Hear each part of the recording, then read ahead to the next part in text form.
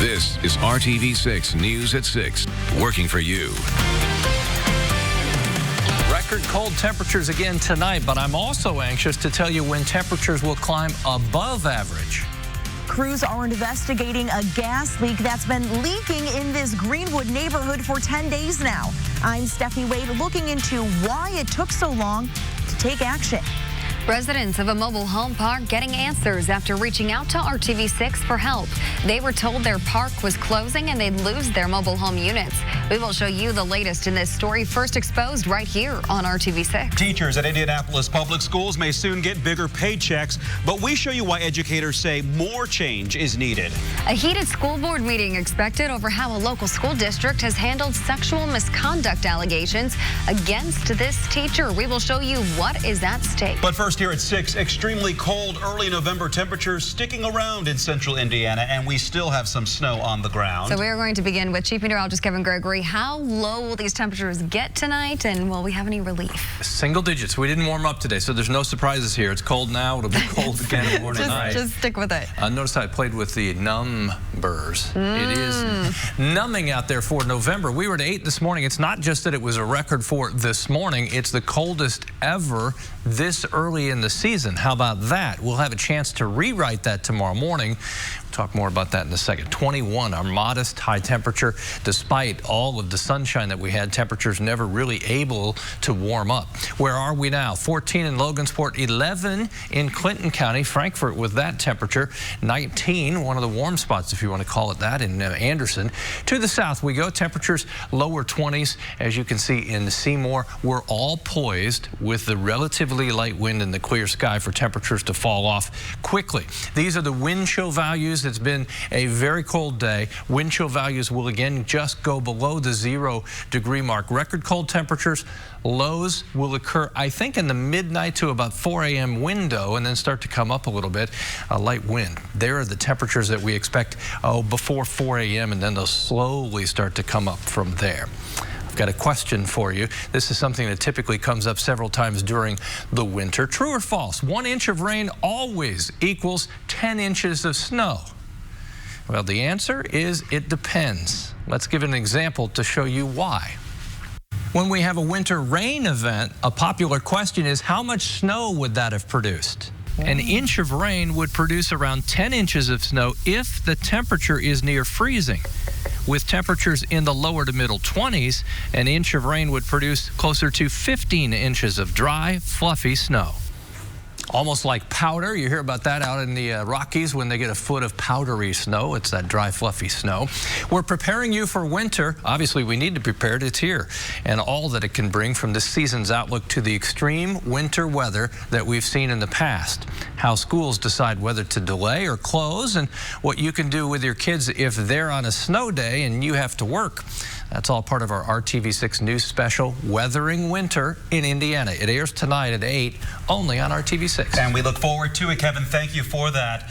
Right now, police are investigating the deaths of 2 people on the east side. This leads the RTV6 news feed. IMPD tells us officers found 2 adults dead in the 2400 block of North Rural Street just after 4 this afternoon. Metro Police homicide detectives say someone shot the victims, and they do not believe it's a murder-suicide. Officers are looking for a suspect. The Supreme Court's Republican majority appears to be siding with the president in wanting to get rid of the Deferred Action for Childhood Arrivals program, commonly known as DACA. The Associated Press reports Chief Justice John Roberts and Justice Brett Kavanaugh were among the justices who indicated today that the Trump administration has provided sufficient reason for wanting to do away with the program.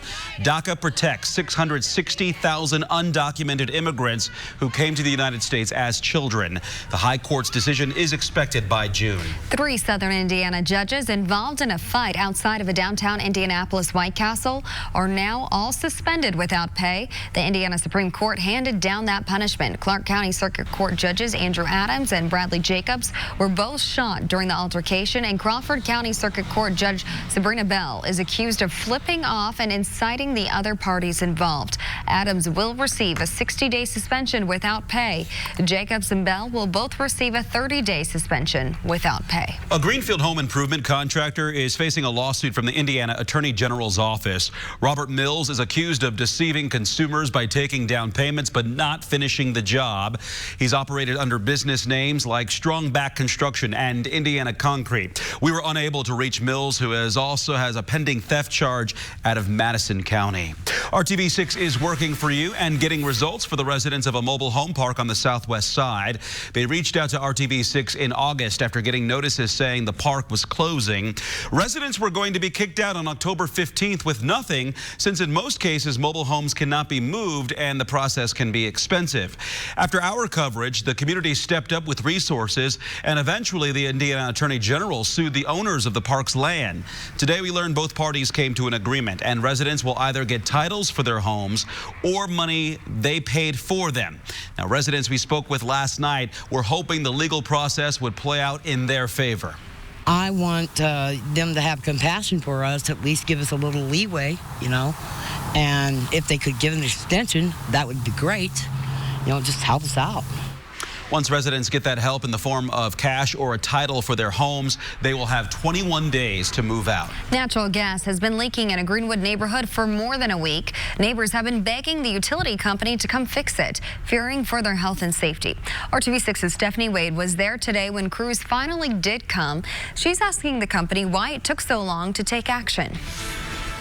Well, crews are here now investigating a gas leak that neighbors say the smell has been permeating throughout their neighborhood for 10 days now, making them wonder if it's even safe. The smell has just been awful. We've tried calling and nobody has came out here. I mean, they marked it the day after it happened, and the stink has just been completely disgusting. On November 2nd, the White River Township Fire Department evacuated several homes near Easy Street and Leisure Lane in the Carefree neighborhood in Greenwood over concern of a natural gas leak. Turns out gas was leaking from outside a home in this person's yard, and it has been now for 10 days. It really is a lot. I mean, it just doesn't seem safe. With children living on this street, neighbors are asking why crews haven't come to shut the gas off sooner. It was beautiful this past weekend. Why couldn't they have come out and do it then? So it's just been a little frustrating. A Vectran gas spokesperson tells me it took some time, but they identified the leak was coming from a valve. They deemed it non-hazardous because it was small and isolated, not moving, so it didn't need to be repaired immediately. They contracted Miller Pipeline to make the repair, and work should be completed by today. Oh, we appreciate it. We'll see. Working for you, Stephanie Wade, RTV6. And if you ever have questions about your natural gas utilities, the Indiana Utility Regulatory Commission monitors and evaluates all utility companies. You can call them at 317-232-5559. If you ever have any concerns about problems in your neighborhood and you are not getting answers, contact us. Email us at workingforyou@rtv6.com. Go Red for Ed is just around the corner. Teachers across the state asking for raises. But before educators take that march, some in Indianapolis public schools could soon see a pay increase. Right now, IPS commissioners are voting to approve the use of $31 million for raises for teachers in the district. That's taxpayer money coming from a referendum that passed in November 2018, a year ago. Many leaders in education say if teachers want to see real change, schools have to get more state funding. They say that will help ensure that teachers receive desirable wages, retaining them in their districts. IPS is not far behind another district who just used their referendum dollars to boost teacher salaries. Today we spoke with Wayne Township Superintendent Jeff Butts, and he says using referendum money is a start, but more must be done. Indiana is far behind in teacher compensation. We know that we are far behind in the number of teachers that are choosing the profession and staying in the profession. Just like Wayne Township Schools, IPS wants to stay competitive as well, and therefore wants to offer competitive salaries. The raise amounts will vary for teachers in IPS. It will come down to seniority, experience, and district teacher evaluations. A heated school board meeting is expected tonight in Hendricks County. In an unusual move, the Northwest Hendricks School Board is allowing 1 hour of public comment tonight. This as the district is facing criticism for how it's handled teachers' sexual misconduct allegations. Call 6 investigates. Kara Kenny has been asking this board questions for months. She joins us live from Tri-West Middle School, where that meeting is about to get underway. Kara. Thank you, Amanda. As you can see, a crowd is already starting to gather here at Tri-West Middle School. A lot of people are expected to come up to this podium right here and ask questions. That's something that a lot of citizens in this community feel that they're not getting answers from the school board. Now, the district has faced criticism in recent months for its handling of a teacher accused of sexual misconduct with a student. Tyler Bruce is still employed with Tri-West High School as he remains under criminal investigation. Now, Bruce denies wrongdoing, and the board has kept him on staff. Call 6 Investigates uncovered the board allowed one of Bruce's family members to vote on the teacher's employment status, and that's not sitting well with some people who say it's a conflict of interest. Tonight's meeting has been moved to Tri-West Middle School because of the size of the crowd expected. The board is taking an hour of public comment and suspending the 2-minute time limit so parents and citizens have more time to raise concerns. The meeting gets underway at 6:30 p.m. at Tri-West Middle School. The public comment portion starts right after the regular meeting. There will also be a sign-up sheet to speak as you come into the meeting, and the board is expected to answer questions from the public. We're live in Hendricks County. I'm Call 6 Investigates Kara Kenny. Hey, Kara, thank you. More and more companies are looking from within to fill job openings by promoting their own. And tonight we are finding some talented workers who show interest in moving up, are going to school while continuing to receive a paycheck. Never mind the weather outside. In here, the Pacers have been heating up. I'm Brad Brown at Bankers Life Fieldhouse. They're getting set to take on the Thunder tonight. I'll have a preview coming up in sports. And it's happening quickly. Temperature down to 15 right now in Indianapolis. Part of the story is how dry the air is. Maybe you've shocked somebody today, shaking hands to that static electricity. Just want to show you, look at the depth of the cold air impacting the eastern 2/3 of the country. We'll talk about warmer temperatures ahead coming up. For only $89 for on time. This is RTV6 News at 6, working for you. Hiring Hoosiers is our focus on connecting you to jobs and exposing the barriers that may keep you from applying for an opportunity. In a tight labor market, companies are looking within their own companies. Call 6 Investigates Rafael Sanchez finds those who are talented and show an interest in moving up are being sent to school while receiving a paycheck. Push button 3.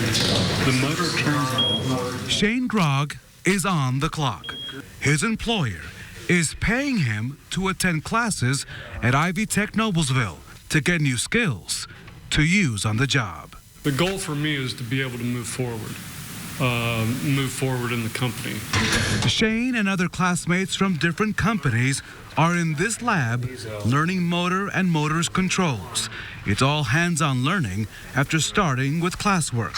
Mastering this class means being able to handle the machinery and related issues that may pop up in any business dependent on robotics or an assembly line.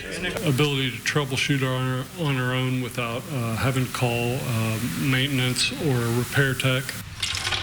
During this semester, these guys meet every Tuesday and Thursday. This is one of 5 classes required for them to earn their certificate. The coursework, with the input of area employers who are seeking specific skills to allow them to grow and remain competitive.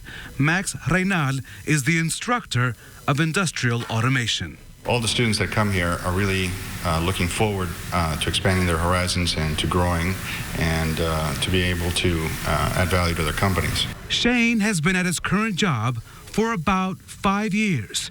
He used to be a chef, and now he's looking at a platter of opportunities with skills he believes will serve him well. A lot of people stay with jobs that they're unhappy with because they feel like they have to. You can remain unhappy or you can choose to be happy. Move forward. If you want to do it, do it. Working for you, Rafael Sanchez, RTV6.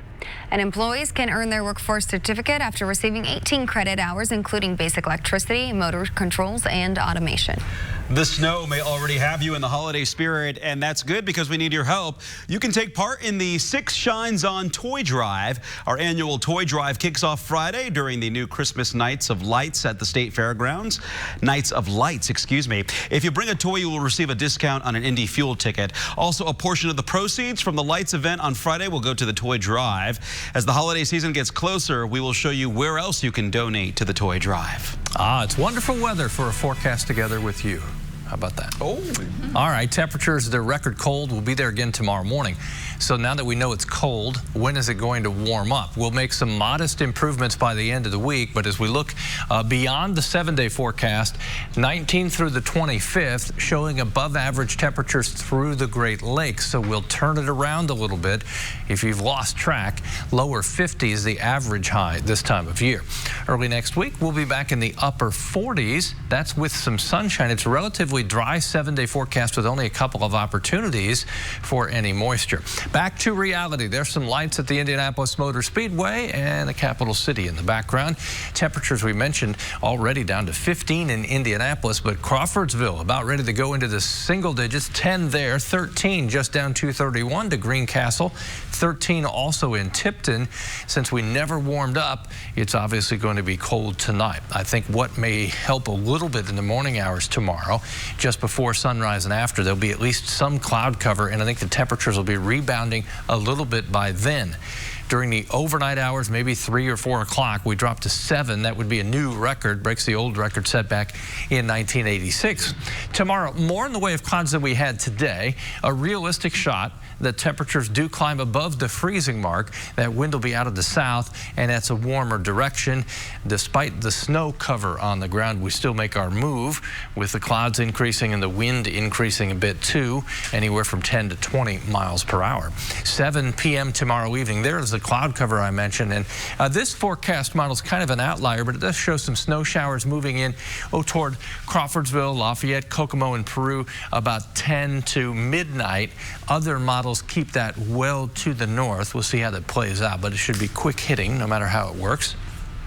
Temperature on Thursday, 37 for the high. Temperatures do hit 40 or above from Terre Haute to Columbus. Friday night football will be a good night for football. Won't be too cold. Temperatures just below 30 degrees by the time we get final results coming in, and then moving closer to playing indoors at Lucas Oil Stadium. Outdoor activity this weekend, we should uncover some of the leaves by then, melt off this, and maybe have a chance to do a little yard work. Temperatures will be in the lower 40s for highs, with the promise of warmer temperatures Monday and Tuesday, back into the upper 40s. Everything is relative. Believe me, 48 can feel like a new season compared to a 21-degree day like today. It's going to feel great. Heat wave, right? All right, thanks, Kev, for that. Brad Brown's live at Bankers Life Fieldhouse. The Pacers are home tonight. Hey, Brad. Indeed they are, Amanda and Mark. Good evening. The Oklahoma City Thunder are the opponents. See some of their guys finishing up their pregame warm-ups behind me right here. The crowd trickling in for this one here tonight. Part of an 8-11 stretch where the Pacers are here at home, so a lot of home games still to come up here before the end of the month of November. The Pacers have won 6 out of their last 7, and they've done it with a wide variety of lineups as they've dealt with some injuries. We'll talk more about that in just a second. Take you back to Sunday, though. Their last time out was a win down in Orlando as they went on the road and put together a good performance. Domantas Sabonis led the way with 21 points and 16 rebounds. Malcolm Brogdon, T.J. Warren had 19 apiece as the Pacers really continue to be able to make it happen, even though they've had a variety of guys that have missed some games with a variety of injuries. Had a chance to talk a short time ago with head coach Nate McMillan. They're dealing with that again tonight, but coach says the guys that are playing are doing what they need to do to step up. Just keeping yourself ready and doing your job, and these guys have been able to do that. All the guys that have played, really have 10 healthy bodies, and guys have stepped in and done their job. Aaron in that starting position, McConnell coming in and playing big minutes for us, Alizé, TJ Leaf. I mean, you could just go down the list with these guys. Jakari in that starting role. So they've prepared themselves, and they're taking advantage of it. So pretty much everybody, as Coach mentioned there, these guys will not be playing tonight. Miles Turner out again, still dealing with an ankle injury, as is Jeremy Lamb. Goga Batadze is still in concussion protocol, so he'll be out. And it looks like Jakar Sampson and Aaron Holiday will be a couple of the starters here this evening. We'll have highlights of this one for you coming up tonight on the news at 11. Colts getting into week 11, and the kicker, we'll call it controversy, but at least the considerations continue. ESPN's Field Gates tweeting out this afternoon the Colts tried out 4 kickers today as they continue to deal with Adam Vinatieri missing some kicks. We'll hear from Coach Frank Reich as the Colts get back to practice tomorrow ahead of this Sunday's game against the Jaguars. Speaking of which, will Jacoby Brissett play or will he not? Last week, of course, it was late Friday before the Colts finally made their decision that the starting quarterback would not be the starter. They're trying to make that decision tomorrow. Offensive coordinator Nick Sirianni talked to us today about moving up that timeline here this week. But sometimes you don't always know. You don't know until later in the week. And obviously, Jacoby's our starting quarterback, and we want to play. If there's a chance that he can play, we want to play him. Because he's our starter and he's our guy. And so, as soon as we can make that decision, we always try to make that decision. Just sometimes that doesn't play itself out that way. We've been told so far the Colts will make that decision tomorrow, so we shall see heading here into Week 11. One more practice note. Pacers guard Victor Oladipo worked out here in Indy today with the G League team from Fort Wayne. They were down, did some full court work. Coach McMillan said, don't expect that to be a regular thing, but they wanted to take advantage of the opportunity for Vic to get some full work in. Starting to work his way back. They're going to kind of keep him in the half court, though, with the Pacers guys here. A lot of travel, a lot of games for those guys here in November, so working in with the G League team here when they can. Pacers Thunder tonight. Butler's at home. IU's at home as well. I'll have it all for you coming up tonight on the news at 11. Time for a final break. Back to the studio to wrap up the news at 6 next. From CareSource. Enroll by December 15th. Welcome back. The snow can be a pain on the roads, but it can also create gorgeous scenes like this. Cindy Pennington is our RTV6 Photo of the Day winner. She sent us this picture of snow-covered land in Bloomington. She took the photo this morning. By looking at this, you would think it was December or January. No, we're still in the first half of November. Send us your photo of the day. Email it to news@wrtv.com. I bet you can find some hoof prints in there, some deer cutting through there. Kind of excited. Kyle and I will be on TV tonight along with Alyssa and Todd. Weathering winter in Indiana. We'll take a look at what's ahead for this winter tonight at 8. We're looking forward to that. And thanks for joining us here on RTV6. We will see you at 7.